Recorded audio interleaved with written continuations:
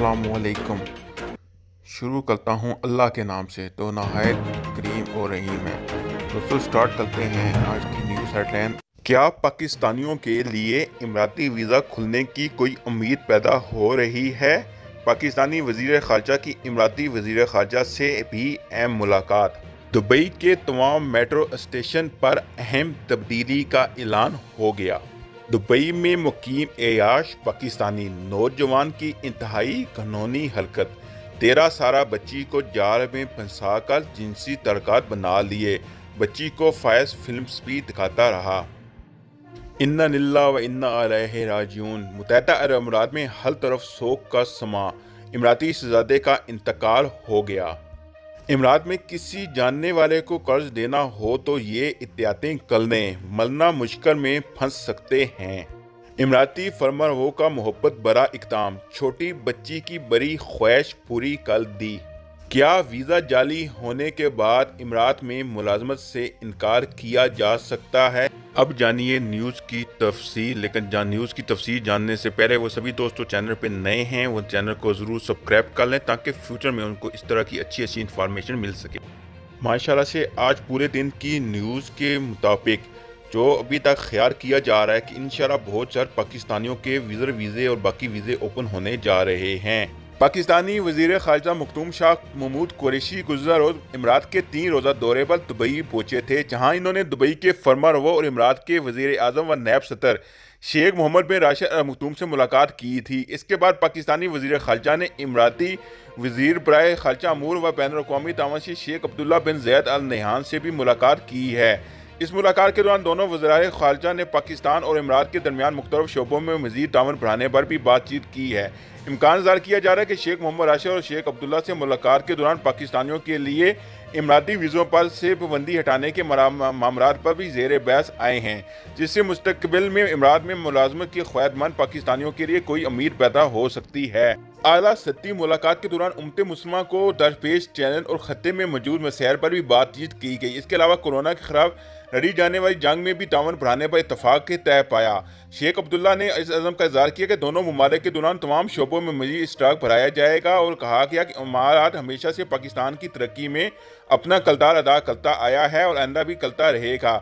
इस मुलाकात में पाकिस्तान में तैनात इमराती सफ़ीर हमाद अब्दुर्रहीम सरम अज़ाबी भी मौजूद थे। वाज़ेह है कि मुत्तहदा अरब अमीरात के वज़ीर आज़म व नायब सदर और दुबई के फर्मानरवा शेख मोहम्मद बिन राशिद अल मखदूम ने गुज़िश्ता रोज़ पाकिस्तानी वज़ीर ख़ारजा मखदूम शाह महमूद कुरैशी से मुलाकात की थी। इस मुलाकात पर शाह महमूद कुरैशी ने शाह मोहम्मद राशिद को वज़ीर आज़म इमरान खान का खुसूसी पैगाम दिया था। दोनों के दरमियान मुलाकात के मौके पर दुबई के नायब हुक्मरान शेख मखदूम मोहम्मद बिन राशिद अल मखदूम भी मौजूद थे, जिन्होंने वज़ीर आज़म इमरान खान का खुसूसी तहरीरी पैगाम वसूल किया। RTA की जानब से ऐलान किया गया कि अनकरीब दुबई के तमाम मेट्रो स्टेशन के प्लेटफार्म को दिए के नाम ख़त्म कर दिए जाएंगे।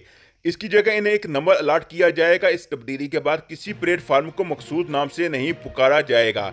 ये तब्दीली ट्रांसपोर्ट इंडस्ट्री में बैनुल अक़वामी मेयारात को सामने रखते हुए की जा रही है। इस तब्दीली का मकसद मुसाफिरों को स्टेशन और इसके प्लेटफार्म के बारे में दुरुस्त मालूमात को यकीनी बनाना है। RTA के रेल ऑपरेशन के डायरेक्टर हसन अमदारी ने बताया कि सिस्टम की तब्दीली के बाद साउंड सिस्टम में भी तब्दीली करते हुए इन प्लेटफार्म को मखसूस नंबर से ही पुकारा जाएगा। इस मकसद के लिए तमाम स्टेशन पर लगे प्लेटफार्म के नाम वाले साइन बोर्ड भी तब्दील किए जा रहे हैं। इसके अलावा 5 मेट्रो स्टेशन के नाम भी तब्दील किए जा रहे हैं। RTA की जानब से 25 नवंबर से 5 मेट्रो स्टेशन के नाम तब्दील करने के वहाँ लगे हुए पुराने नामों वाले साइन बोर्ड हटाने जा रहे हैं। ये प्रोजेक्ट फरवरी 2021 तक मुकम्मल हो जाएगा। नए मेट्रो स्टेशन के नाम इस तरह होंगे। अल फादी स्टेशन का नाम बदलकर शरफ DGT रख दिया गया है। First Abu Dhabi bank station का नाम तब्दील कर उम्मे शेफ लगा गया। नूर बैंक स्टेशन का नया नाम सफ़ा होगा। दमाक स्टेशन को अब दुबई मरीना स्टेशन के नाम से पुकारा जाएगा। नखैर स्टेशन का नाम भी बदलकर अलखैर स्टेशन रख दिया गया। दुबई में एक पाकिस्तानी नौजवान को नाबालिग लड़की को बरहा फुसलाकर इससे शर्मनाक जिनसी हरकत करने पर गिरफ्तार कर लिया गया। अदालत ने 27 साला मुलज़म को 3 साल कैद की सज़ा सुना दी और सज़ा की मुद्दत के फौरी बाद रिपोर्ट किए जाने का भी हुक्म दिया। 13 साला बच्ची के वालिद ने अदालत को बताया वो अपने बच्चों के साथ दुबई में मुकीम है। इसकी छोटी बच्ची अक्सर अपनी सहेलियों से मिलने का कहकर फ्लैट से बाहर निकल जाती और कई घंटों बाद वापस आती। जब घर पर होती तो कई कई घंटे लैपटॉप पर ही मसरूफ़ रहती। मुझे इसकी हरकत पर शक हो गया। एक रोज़ मैंने इसे सख्ती से पूछ-कुछ की तो इसने इंकशाफ किया कि वो एक पाकिस्तानी नौजवान से मोहब्बत करने रखी है और इसके साथ जिनसी मामलात भी पेश आ रहे हैं। यहाँ तक कि पाकिस्तानी नौजवान अपने साथ बिठाकर फैश फिल्में भी दिखाता था। दोनों एक दूसरे के साथ कई कई घंटे इंटरनेट पर नज़ेबा गुफ्तगू भी करते थे।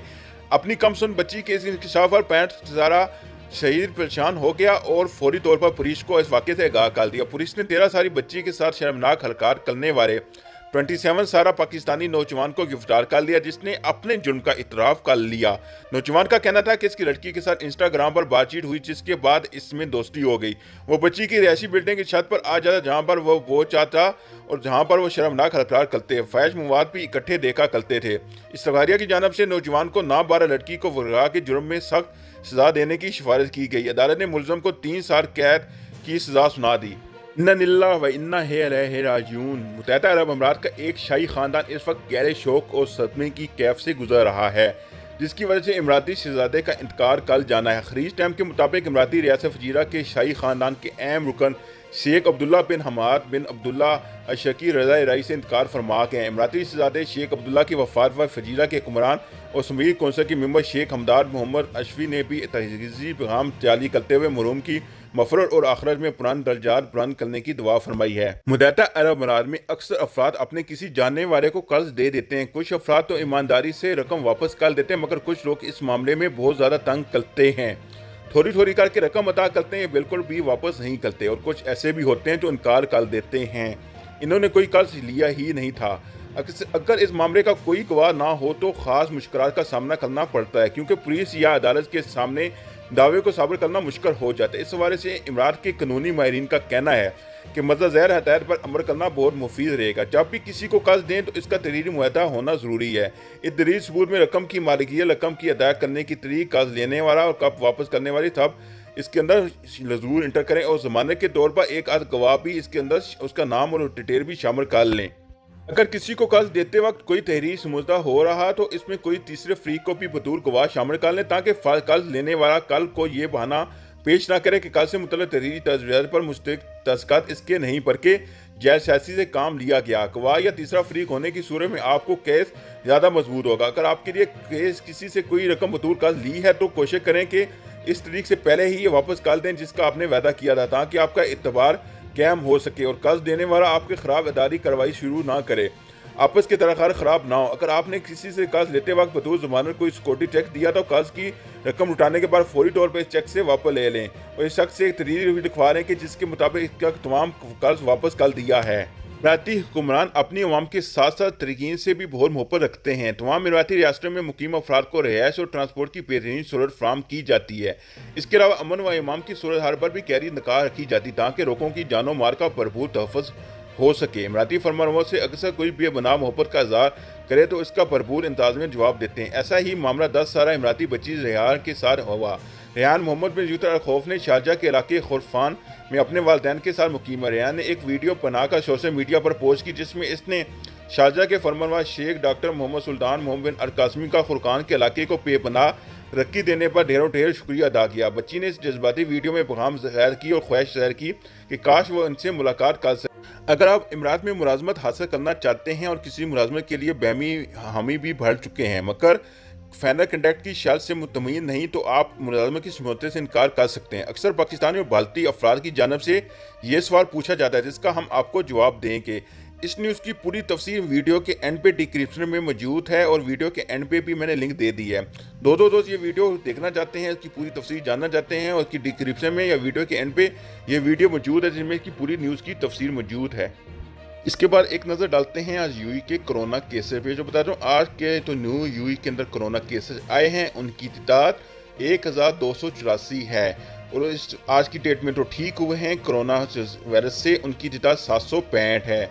इस तरह तो इस वक्त यूएई के अंदर एक्टिव केसेस हैं उनकी तादाद 23,214 है और इस वक्त तो टोटल यूएई के अंदर कोरोना केसेस हो चुके हैं उनकी तादाद 1,91,150 है और जो इस वक्त तक टोटल ठीक हो चुके हैं उनकी तादाद 1,67,306 है। तो सभी दोस्त जो चैनल पे नए हैं उनको याद करवाता हूँ ये चैनल ज़रूर सब्सक्राइब कर लें और हो सके तो एक अदर लाइक भी कर दें और हो सके तो इस वीडियो का बेल आइकन है उसको भी प्रेस कर लें ताकि फ्यूचर में आने वाली हर न्यूज़ अब तक पहुंच सके।